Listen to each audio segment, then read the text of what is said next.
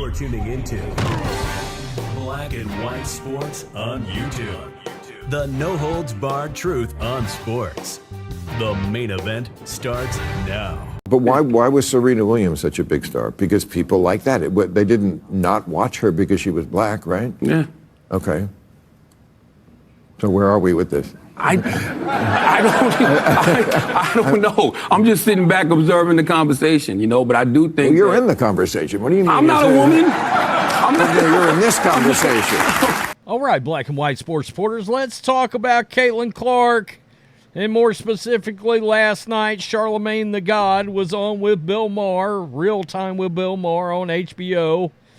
And the discussion of Caitlin Clark came up. Now, one could say this proves a lot of things about Caitlin Clark's popularity because for the second week in a row, Bill Maher is talking WNBA basketball, and I've got a very big video coming on how much that could be worth, and by that I'm talking about Caitlin Clark's popularity to the WNBA. We did a video this week where they're going to lose $50 million again, and the NBA is going to prop them up again. But Caitlin Clark, despite all these women hating her and what it is she's doing for the league, a story has come out about what that could mean monetarily for the WNBA. And needless to say, these women should probably quit hating on her and do it quick. So let's get to Bill Maher because the issue of race came up again. Charlamagne the God, of course, is the host of The Breakfast Club, very popular radio show across the country. And he is a renowned leftist, even though he admits he doesn't know if he's voting for Biden or for Donald Trump as of right now, and he won't come out and say. He's been pretty critical of Biden as of late. So Clark remains in the news as people snipe at her for being white. People are upset she's not interested in getting to debates about what happens on social media. She just wants to focus on basketball, and her critics and haters in the WNBA and media have little to no interest in allowing that. They are doing everything they can to back her into a corner where she's got to talk about these activist issues, and we've talked about this as an activist league. I mean, it's like if she's able to make this league extremely popular and valuable, it will be a miracle considering everything that's going on right now and this league's history and how these players are acting. Because how these players are acting are turning off some of the new fans. That's not a great look. So they go back to comments made by Asia Wilson about Caitlin Clark's popularity being about race. I think it's a huge thing. I think a lot of people may say it's not a black and white thing, but to me, it is. It really is, because you can be top-notch at what you are as a black woman, but yet maybe there's something that people don't want to see. They don't see it as marketable, so it doesn't matter how hard I work. It doesn't matter what we do as black women. We're still going to be swept under the rug. That's why it boils my blood when people say it's not about race, because it is. Well, that's a real victim mentality when you make everything about your skin color. The fact is there's women in sport that are black that's proved that's just not true. Serena Williams and Venus Williams would be two of them that would come to mind.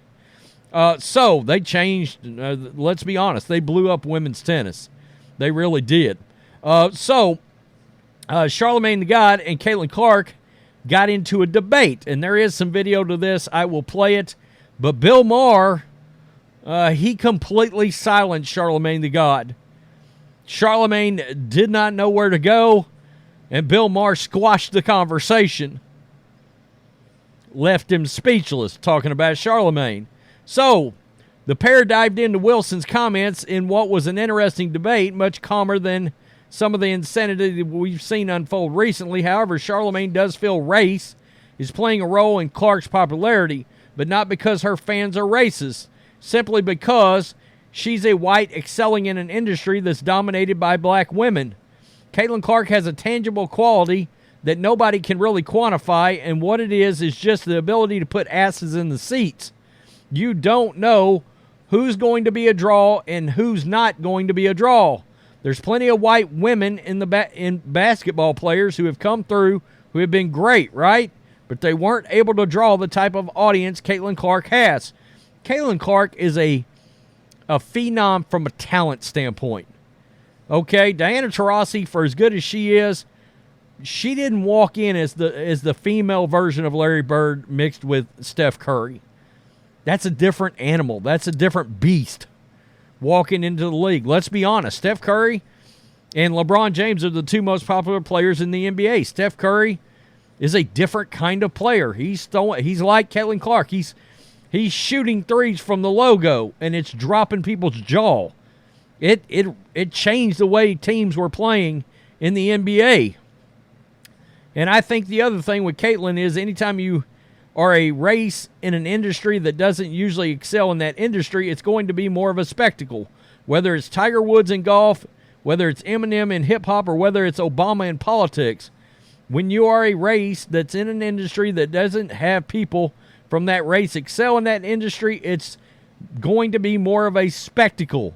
I think that's what Caitlin Clark, Charlamagne the God, said during Friday night's appearance. But you don't think it's a problem that this young woman, that there are so many examples, where black people are marketable, and Wilson seems to be indoctrinated into, they don't see it as marketable, so it doesn't matter how hard I work. I don't think that's accurate or healthy. So let's listen to what Bill Maher would go on to say. But you don't think it's a problem that this young woman, there's so many examples where, black people are very marketable. Well, ask yourself and she seems to have been indoctrinated into this. They don't see it as marketable, so it doesn't matter how hard I work. Well, I don't think that's accurate or healthy. When people come into the league and they're like the biggest thing in college, isn't that a big deal? No, because A'ja Wilson was the biggest thing when she came out of South Carolina. That's where I'm from. So she was one of the biggest things when she came out of South Carolina, #1 draft pick. And she didn't get all of that. So what do you attribute that to?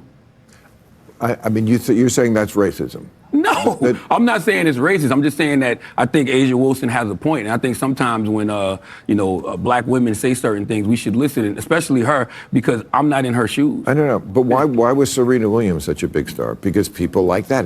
They didn't not watch her because she was black, right? Yeah. Okay. So where are we with this? I don't know. I'm just sitting back observing the conversation, but I do think... Well, you're in the conversation. What do you mean? I'm not a woman. You're in this conversation. And that's exactly where Bill Maher shut down Charlamagne the God. Was like, look, if you really think this is about race or race plays a role here, what's the deal? Explain to me, what is the deal? Charlamagne couldn't do it. I just don't think it's got anything to do with race. I think it's got to do with not only the success she had in college. She came out of college. As good as A'ja Wilson was, she wasn't the greatest college player in the history of the planet. Caitlin Clark was. All right? And she comes in, had a lot of success in college, a whole lot of success, broke the scoring record, and she came in at a time when the popularity of college basketball is reaching a massive whole new level. We got to understand, they're drawing ratings 5 times what the WNBA is. All right? LSU, South Carolina, Iowa. Massive ratings the last 2 years in college basketball, and I think the rise of college basketball has something to do with this. It's starting to carry over to the women's league. But nobody's ever seen a player like Caitlin Clark in the WNBA. Steph Curry mixed with Larry Bird just came walking in with the marketing branding power of Michael Jordan. That is a golden goose. That is it's a entity that nobody has ever seen before. It's got nothing to do with race. They want it to be about race, but it doesn't. All right? She's just captured everybody in such a way with talent that it's like the reason everybody wanted to watch Tiger Woods, it was like, what is Tiger going to do next that's going to drop our jaws that we've never seen before? That's what Caitlin Clark's doing, okay? So I think it's hilarious. They're sitting there talking about it. Charlamagne the God says, yeah, race is playing a role in this, blah, blah, blah. Even though he said it wasn't, then he come back and said it was, and we should listen to Asia Wilson because she's a black woman. Well, Bill Maher, why? Well, I can't tell you why. Yeah, because it's bullshit. It's a crap argument. And he got shut down. I think it's hilarious.